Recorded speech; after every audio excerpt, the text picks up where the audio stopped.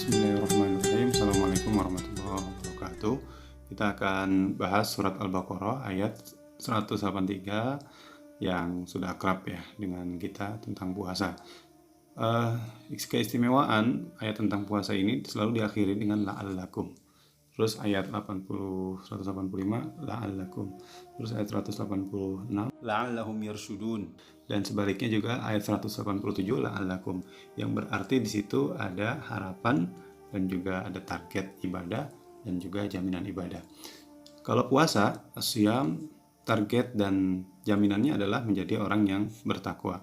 Kemudian kita lihat nih pada la'allakum yang kedua pada ayat 185 unzila fihil Qur'an. Nah, di sini Allah turunkan Al-Qur'an.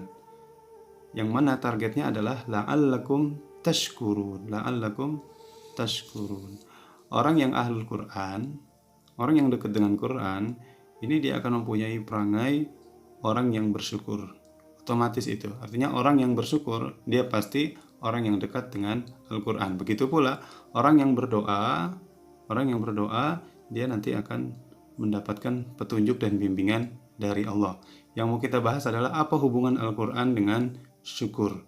Nah, kalau berbicara tentang syukur, pasti kita akan merujuk kepada surat Ibrahim ayat berapa nih? Ayat 7 ya. Bismillahirrahmanirrahim. La in syakartum la azidannakum wa la in kafartum inna azabi lasyadid. Kalau engkau bersyukur, maka akan Allah tambah. Apa itu syukur? Apakah dengan alhamdulillah, terima kasih ya Allah? Itu bagian dari syukur. Itu hanya kita melafazkan atau memuji Allah Subhanahu wa taala.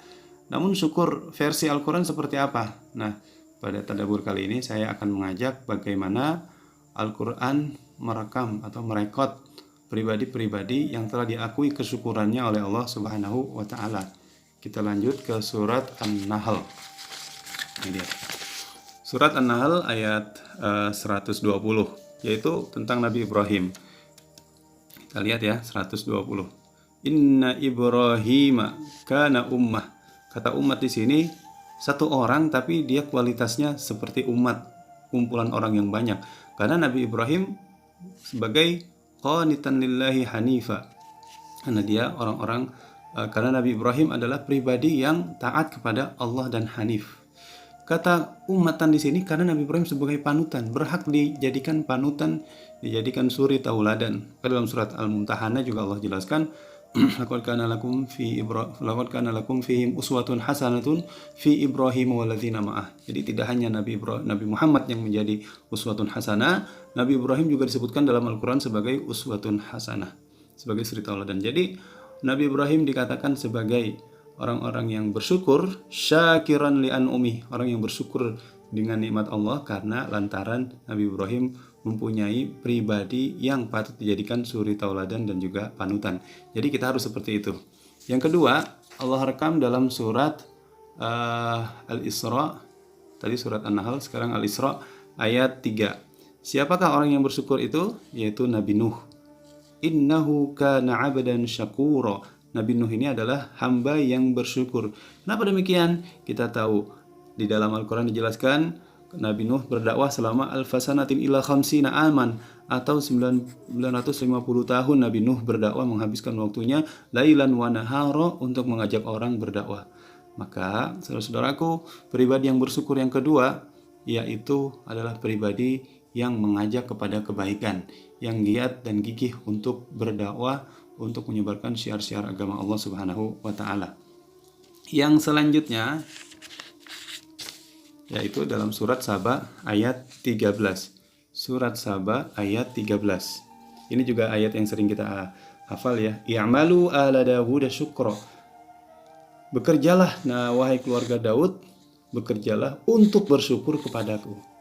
Jadi bekerja, beramal soleh agar bersyukur kepadaku. Saudara-saudaraku, amal ibadah ini luas cakupannya. Namun kita harus pandai memilih yang prioritas. Saat ini yang dibutuhkan apa? Amal apa yang menjadi amal unggulan? Nah, kalau untuk hari ini, yaitu banyak membantu orang yang sangat susah. Banyak membantu orang yang hari ini banyak sekali orang yang terlantar, orang yang hilang pekerjaan, Maka kalau kita menjadi orang yang bisa meringankan bebannya, maka luar biasa sekali. Dari Anas radhiyallahu an, Rasulullah pernah diajak ketika Isra wal Mi'raj dan ia melihat ala babil jannah, di pintu surga tertulis, di pintu surga itu tertulis al-sadaqatu bi asyri amthaliha, bahwa sedekah itu pahalanya 10 kali lipat, wal qardu bi thamaniyata asyar, dan meminjam itu pahalanya 18 kali lipat. Nabi Muhammad bertanya kepada Jibril, kenapa demikian wahai Jibril?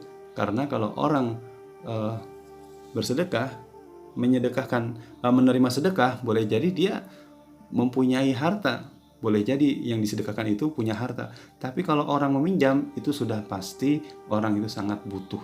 Dan memberikan orang yang sangat butuh, yang sedang kesusahan, apalagi meminjamkan uang kepada orang yang susah aja pahalanya 18 kali lipat, apalagi menyedekahkan harta bagi orang yang sangat membutuhkan, maka pahalanya lebih besar. Wallahu a'lam bishawab. Wassalamualaikum warahmatullahi wabarakatuh.